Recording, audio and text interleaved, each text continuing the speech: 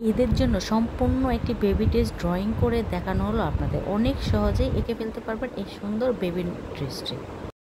আরও সুন্দর ও unique design পেতে অবশ্যই আমাদের পেজের ভিডিওগুলো শেয়ার করে রাখবেন আর একটি করে লাইক ও কমেন্টস করে দিয়ে রাখবেন, যাতে করে পরবর্তী ভিডিওর নোটিফিকেশান আপনারা পেয়ে যেতে পারেন সহজেই।